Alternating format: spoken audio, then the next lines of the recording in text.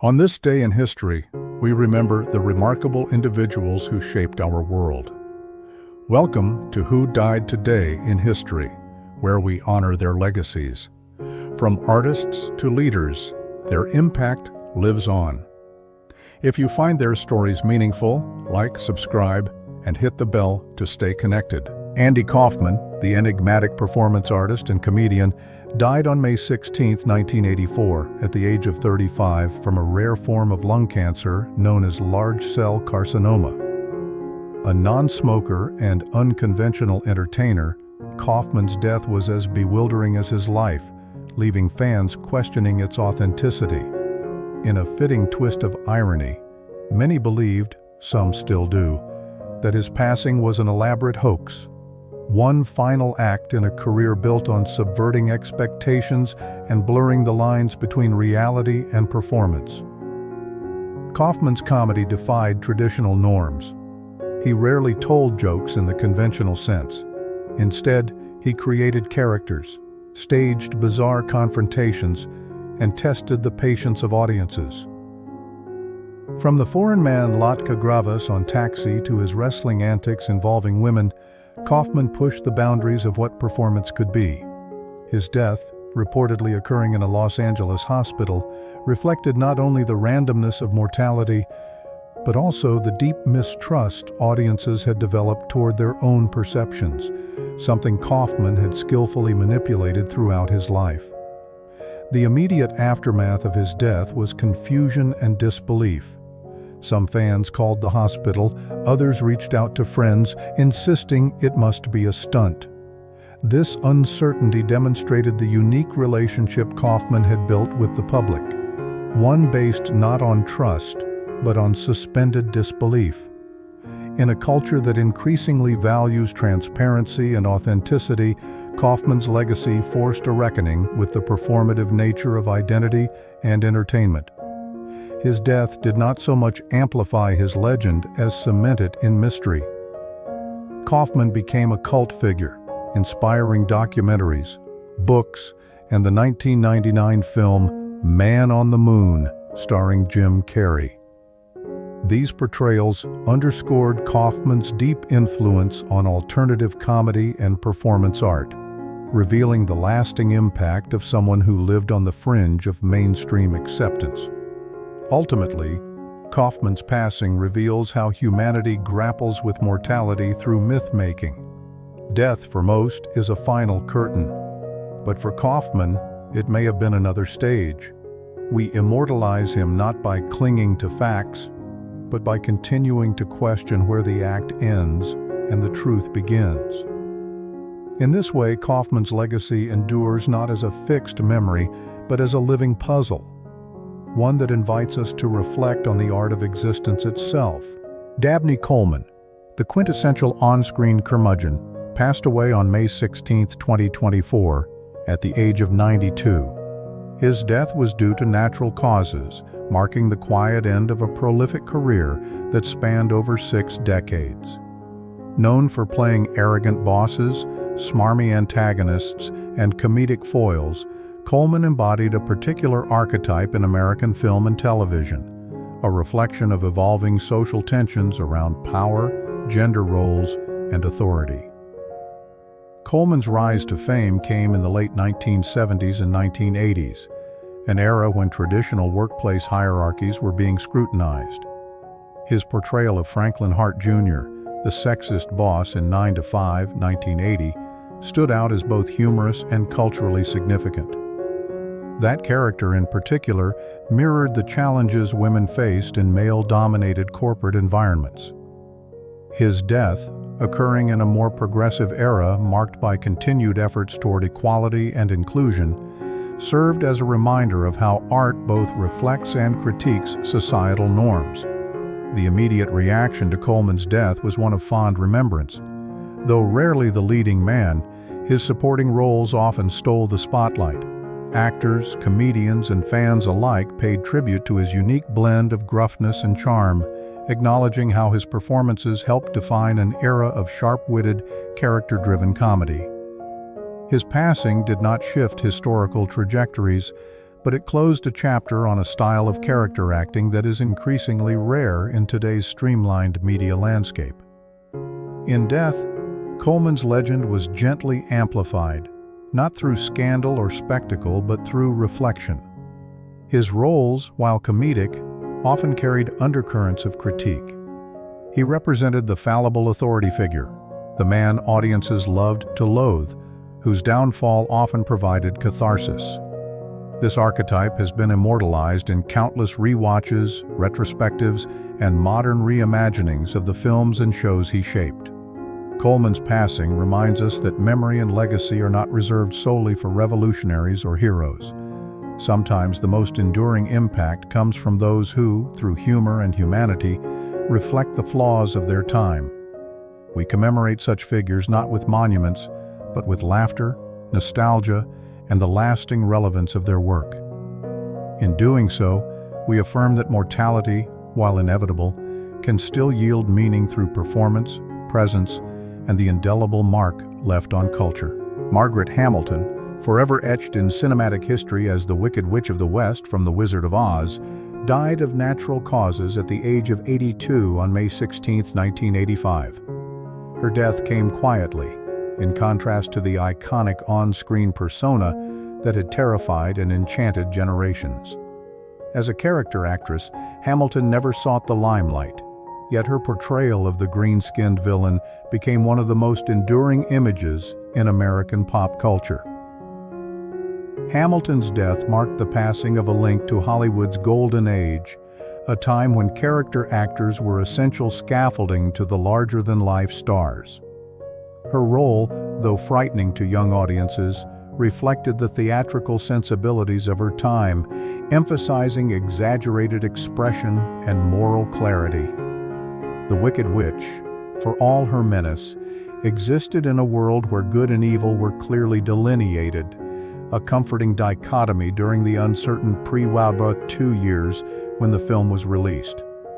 Though her passing didn't provoke global mourning, it was deeply felt in the film and theater communities. Tributes poured in acknowledging Hamilton not only as a cinematic legend, but also as a dedicated educator and advocate. She had spent much of her post-Hollywood life teaching and speaking against the demonization of witches in media, especially for the sake of children who feared her character long after the film had ended. In the years following her death, Hamilton's legacy only grew. Her image as the Wicked Witch has been replicated in Halloween costumes, parodies, and reinterpretations, from Broadway's Wicked to modern critiques of villainy and gender. The character became a cultural archetype, yet Hamilton herself remained a humble counterpoint. A soft-spoken, thoughtful woman who never let fame distort her values. Hamilton's death underscores the quiet dignity of lives lived in support of larger stories. She reminds us that not all immortality comes from grand deeds. Sometimes, it's found in a singular performance that echoes through time. Her legacy is preserved not just through film reels, but through the broader conversation about fear, femininity, and power. In remembering Margaret Hamilton, we also reflect on the way stories shape us and how those who embody them become, in their own way, eternal.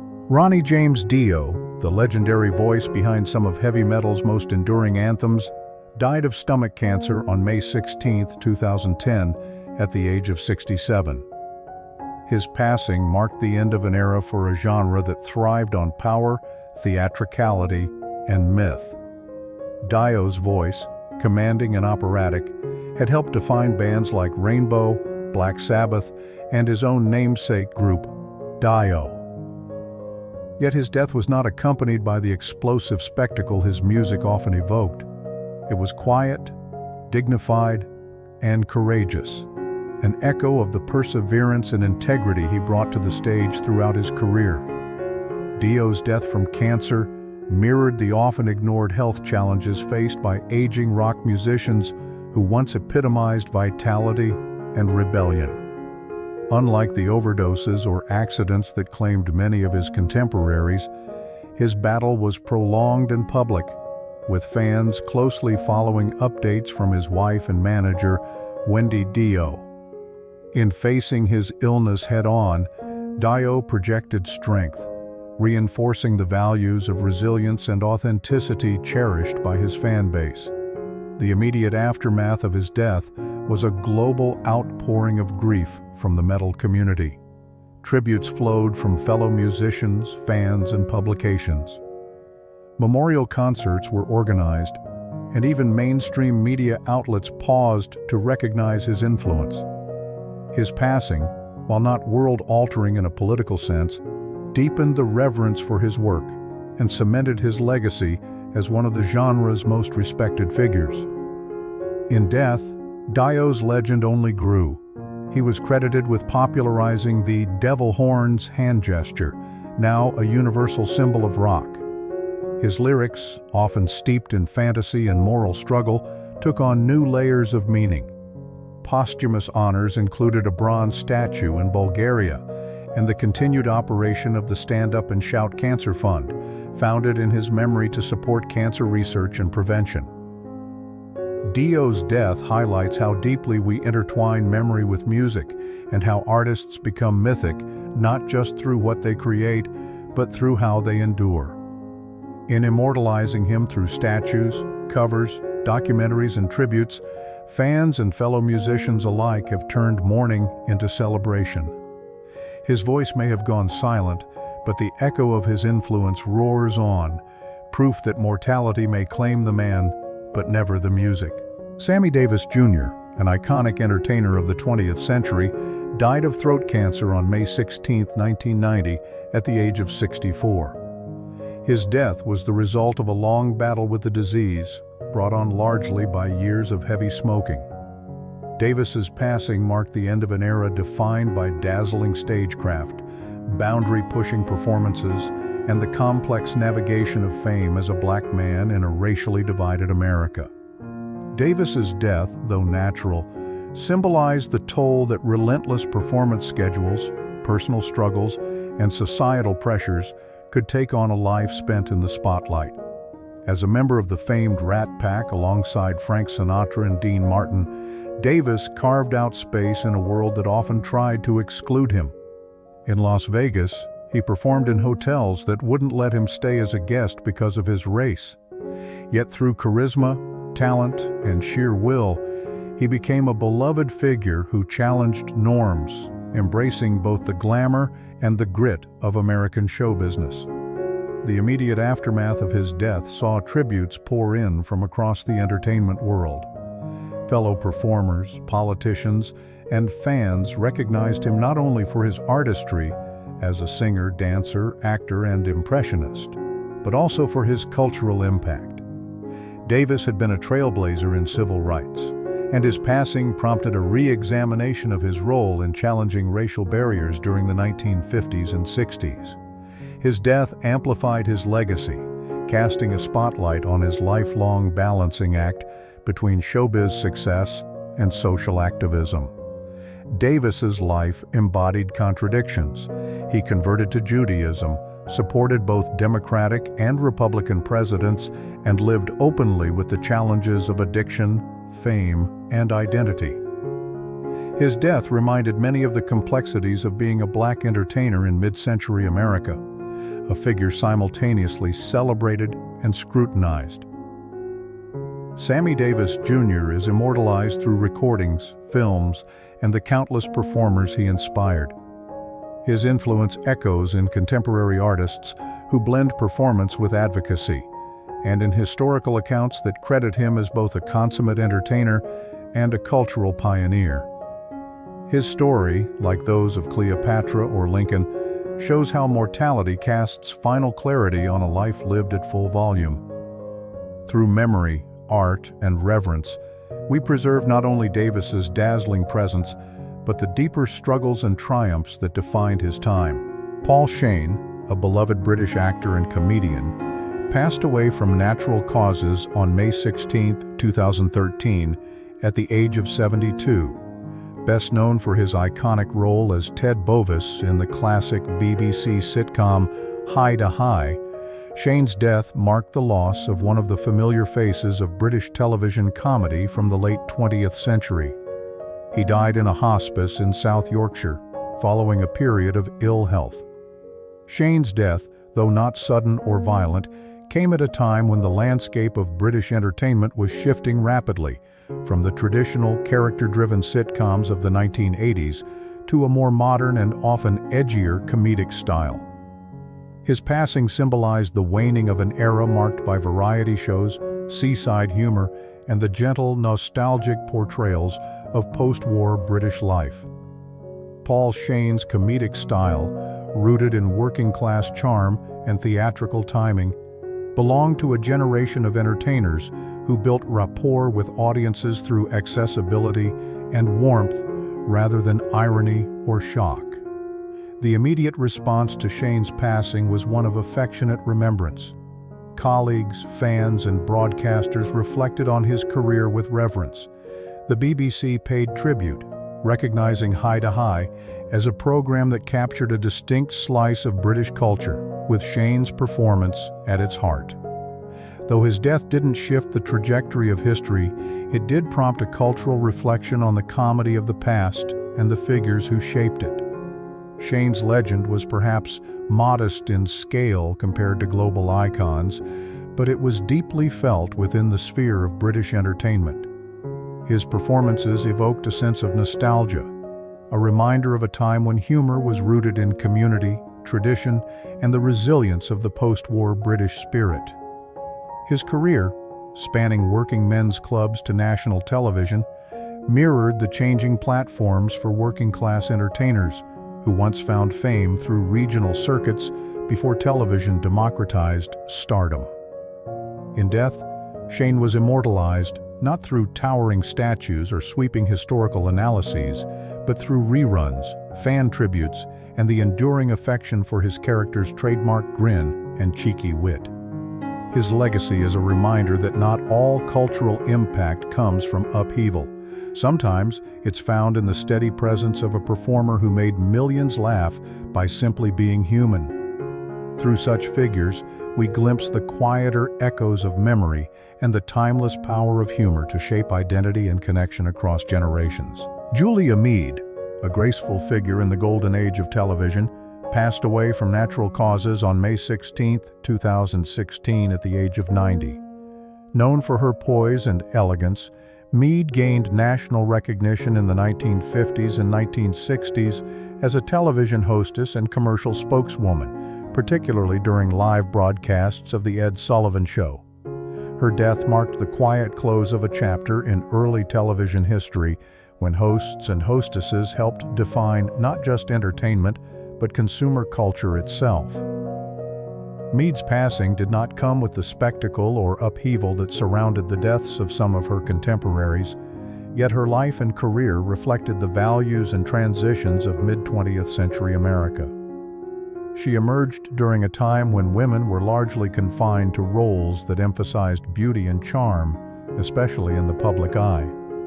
As the face of numerous live commercials, often selling luxury goods like Lincoln automobiles, Meade embodied the poised, reassuring voice of the post-war American household. Her work, while commercial in nature, was groundbreaking in its own way, as it required quick thinking, confidence, and the ability to adapt in real time during live broadcasts.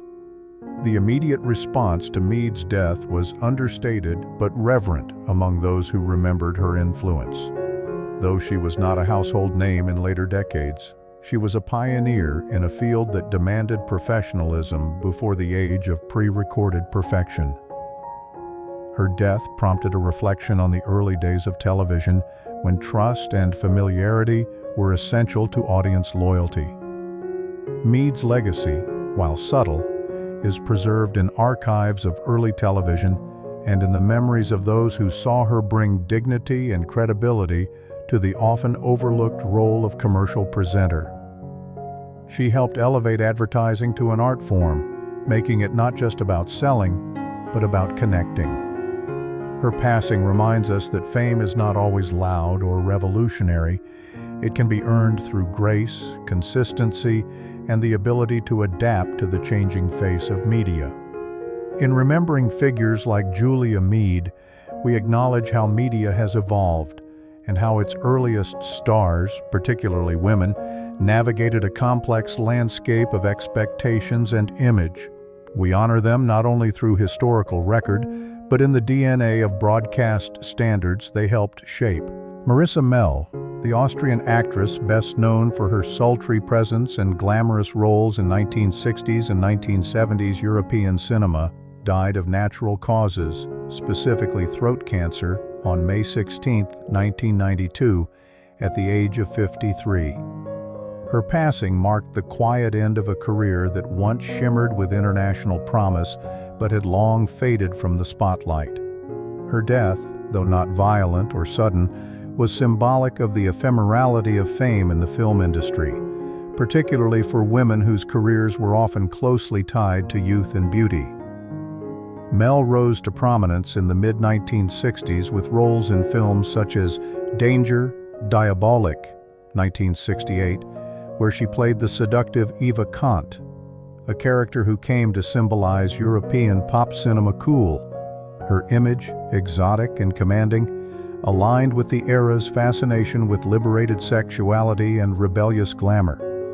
However, the challenges she faced, typecasting, the waning popularity of the European genre films she starred in, and personal struggles, mirrored the broader dynamics of a film industry that often discarded its stars as quickly as it embraced them. Her death did not send shockwaves through the entertainment world, as her fame had dimmed by the time of her passing. Yet it prompted reflection among film aficionados and cult cinema fans who remembered her as a symbol of a unique cinematic period defined by stylistic boldness and sensuality. Mell's life, marked by both adulation and isolation, illustrated how the entertainment industry of her era could be both elevating and unforgiving.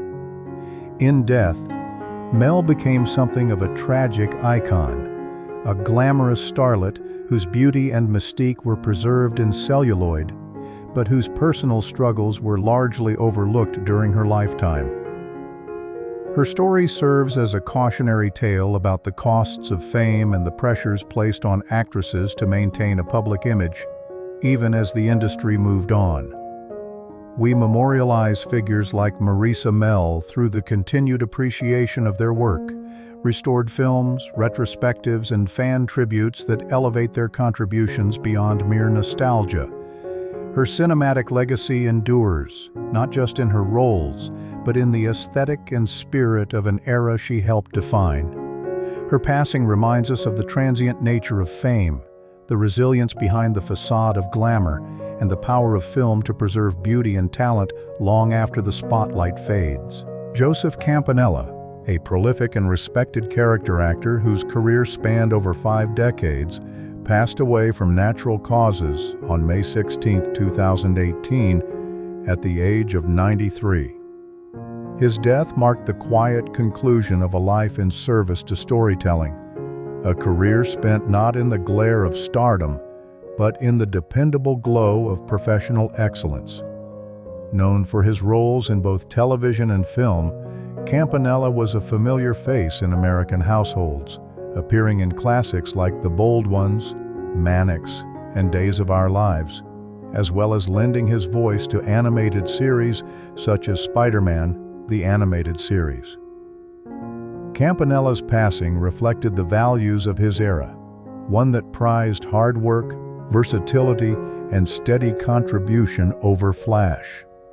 Unlike the sudden tragic losses that create shockwaves, his death invited a different kind of reflection, one of appreciation for the craftsmen of entertainment, the character actors who formed the backbone of American media through the golden age of television and beyond. His death was a reminder of the slow fading of a generation of performers who built their legacies not on controversy or fleeting fame, but on quiet, consistent presence. While his death did not alter the course of cultural history, It prompted a wave of respectful remembrance among industry peers and longtime viewers.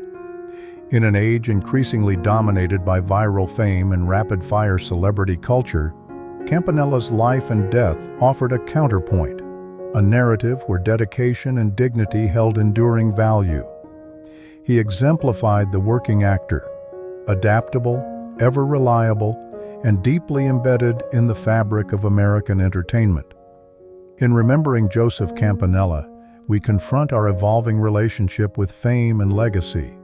Unlike historical figures whose deaths dramatically altered politics or culture, Campanella's legacy lies in his accumulation of roles, each a stitch in the broader tapestry of television history. We immortalize such figures not with statues or national mourning, but through reruns, preserved performances, and the quiet admiration of those who recognize the power of consistent excellence. His passing encourages us to honor not just the luminaries but the pillars, the steady presences whose contributions, though subtle, form the foundation of our cultural memory. In this, we see that the legacy of a life well lived can resonate deeply, even without spectacle. Edward Hardwicke, renowned for his dignified portrayals in British theatre and television, passed away from natural causes on May 16th at the age of 78. Best known for his role as Dr. John Watson in the Granada television adaptation of Sherlock Holmes, Hardwicke's death marked the loss of an actor whose career embodied the values of dedication, classical training, and subtlety, hallmarks of mid-20th century British performing arts. His passing reflected the quiet dignity and professionalism that characterized the era in which he thrived. Unlike the sensational deaths of figures tied to political upheaval or social revolution, Hardwicke's death was a natural and peaceful closure to a career steeped in tradition. This mirrors a period when acting was often viewed as a craft honed over years, rather than a platform for celebrity spectacle. His death invited retrospection on the importance of character actors in shaping cultural narratives without necessarily commanding the spotlight. The immediate consequence of Hardwicke's passing was felt most keenly within the theater and television communities, where colleagues and fans mourned the loss of a consummate professional whose work lent gravitas and nuance to many productions. Though his death did not shift historical trajectories, it amplified appreciation for the supporting pillars of storytelling, the performers who bring depth and credibility to iconic roles, enriching collective cultural memory. Much like the political intrigue surrounding Cleopatra's final moments or the public spectacle of Joan of Arc's trial, the deaths of figures like Hardwicke prompt reflection on how society values certain legacies. His death reveals humanity's enduring relationship with mortality, a balance between the public's desire to celebrate heroes and the quieter reverence for those whose artistry forms the foundation of cultural heritage. We immortalize Edward Hardwicke and similar figures through the preservation and continued performance of their works. Television reruns, theatrical revivals, and critical scholarship ensure their contributions endure beyond their lifetime. In literature, biographical accounts and memoirs contextualize their lives within broader artistic movements, while commemorative events honor their dedication. Ultimately, Hardwicke's death reminds us that legacy is not solely forged by dramatic final acts or violent ends, but through the cumulative impact of a life devoted to craft, a timeless testament to mortality, memory, and the power of art.